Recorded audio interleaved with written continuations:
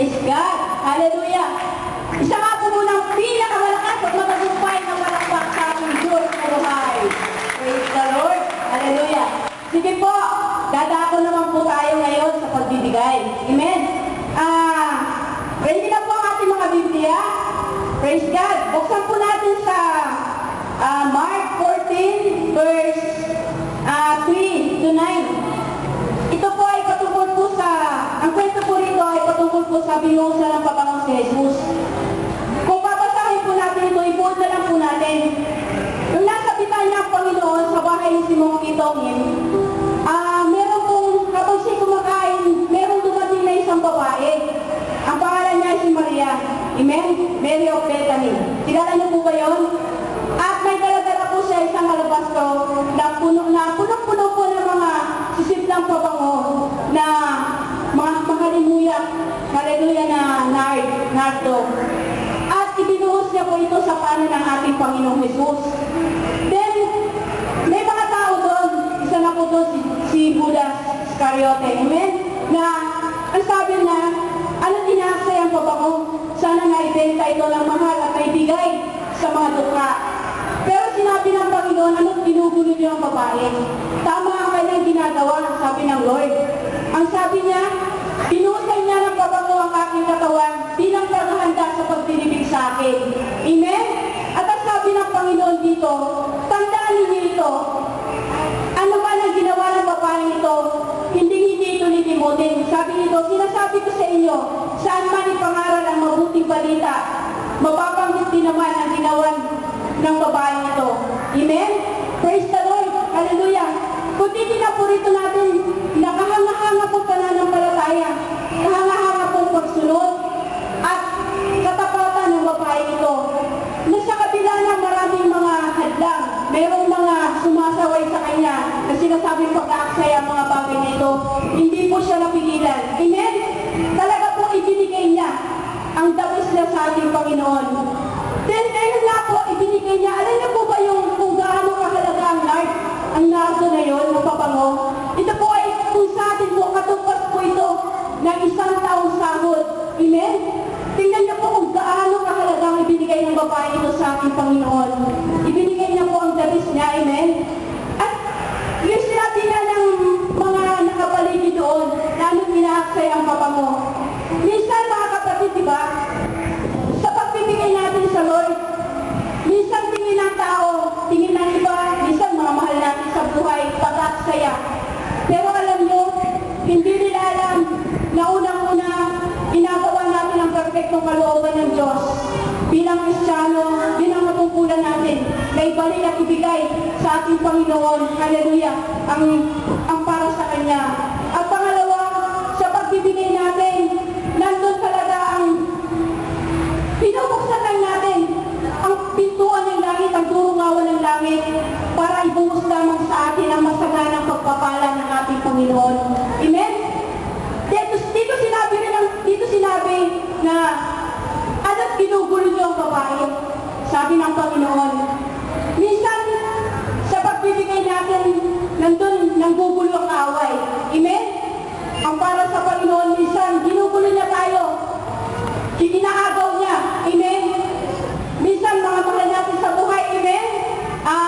Minsan, sabi nga nila, pag-aksaya. Mga mahal natin sa buhay, ginugulo tayo. Ang kahirapan, mga nakikita natin sa kapaligiran, nandun talaga ang pagdarayan ng kaaway. Pero, maging kagaya tayo ng babae nito, na kahit na anong panggugulo, tunay na ibinigay niya ang pinakadapis sa Panginoon. Amen? Ganun po ba tayo mga kapatid? Praise God! Hallelujah! At ang sabi ng Panginoon, tandaan ninyo ito, sabi ng Lord, saan man ipangaral ang mabuting balita, hindi lilimutin ang Panginoon ang ginawa ng babae. Kaya po, tandaan po natin, nagsakripisyo po ba tayo sa gawain ng Panginoon, lalong-lalo na po sa ating radio ministry. Patuloy po natin suportahan, patuloy po natin ipag-ayuno, patuloy po natin ipanalangin, lalo-lalo na po yung financial support. Sapagkat tunay na naman, nang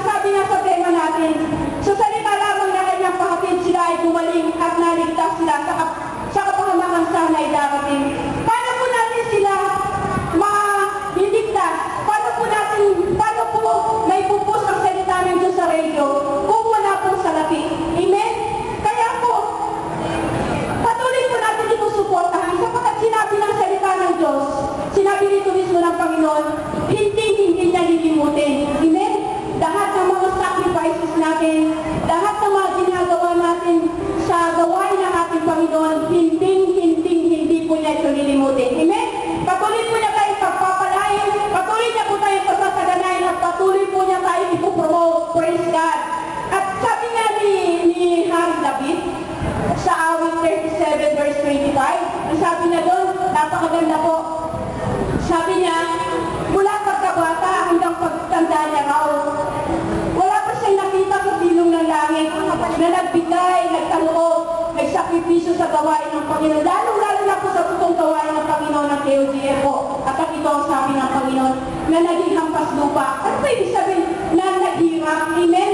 Kaya po kung talagang gusto natin patuloy na yumaman at yumaman at yumaman at managana ng managana, sumuporta po tayo sa gawain ng ating Panginoon ng KOJF po at ang sabi ng Panginoon. Amen? Praise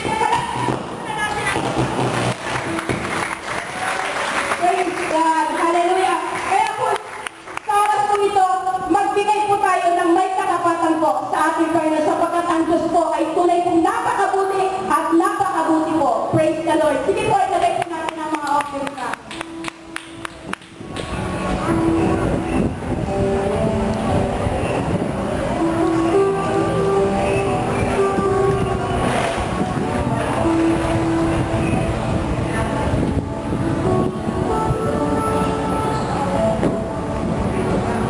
Ayan, magbigay po tayo sa ating gawain, sa gawain ng ating Panginoon. Maging kabahagi po tayo at patuloy na maging kabahagi. Hindi po yung isang beses lang na tayo ay nagbibigay. Kundi yung tuloy-tuloy po na pagbibigay para tuloy-tuloy rin po ang pagpapalaganap ng salita ng Panginoon sa pamamagitan po ng radyo. Amen? At tiyak po na ang lahat ng inyong ibibigay ay ibabalik po ng Panginoon, siksik-liklig at umaapaw at walang sukat ikalagyan. Amen? Nandyan po ang ating mga offering bucket sa gitna. Meron din po tayong mga sobre na nandun po sa attendance table. Maaari po tayo kumuha doon para mas maging maayos po yung ating pagbibigay.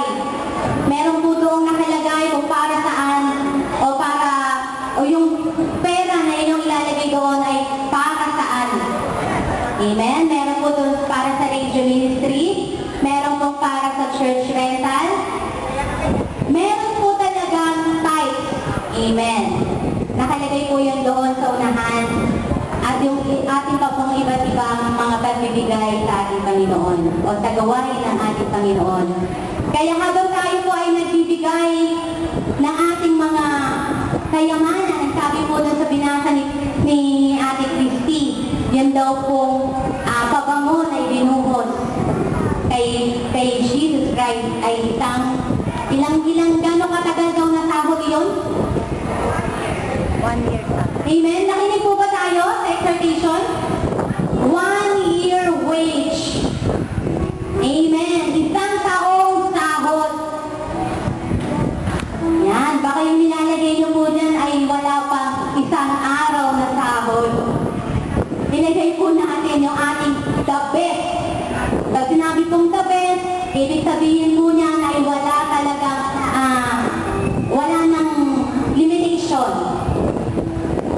Yun ang po yung pinakamainam natin. At habang tayo po ay nagbibigay sa gawain ng Panginoon, tayo po ay makakita ng isang magandang presentation po mula sa Kingdom of Jesus Fellowship International Youth Ministry. Palakpakan po natin ang Panginoon sa kanilang mga buhay.